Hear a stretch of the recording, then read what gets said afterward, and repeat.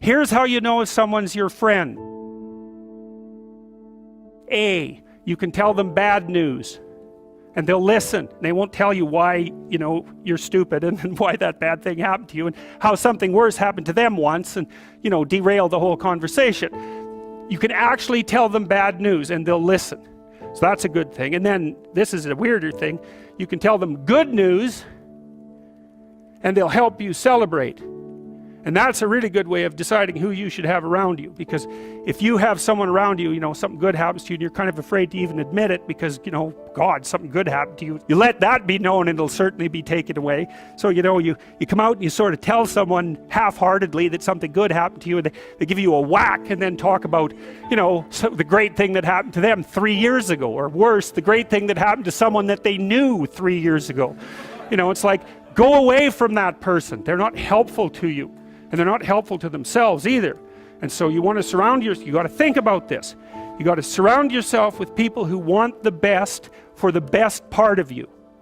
You can hang around with weasels and losers that are trying to pull you down to justify the fact that they're spiraling downhill as well. And the upside of that is you don't have to have any responsibility and you can all whine about how wretched life is, so that's pretty attractive. But I would say it's also a bad medium to long-term plan.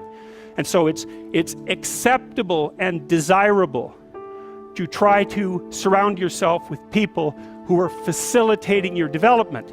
And you might say, well, I've got people around, I know them well, they're not doing that well and they don't fit into that category. It's like, what's your point? What are you going to do with them exactly? If they'll listen and cooperate with you and move towards a better future, great.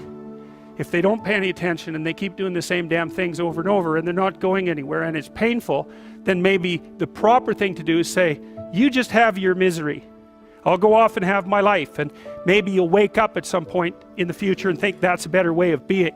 Because just putting up with it is, well, they call that enabling, right? You put up with that sort of behavior, you're providing tacit consent for it and even tacit approval.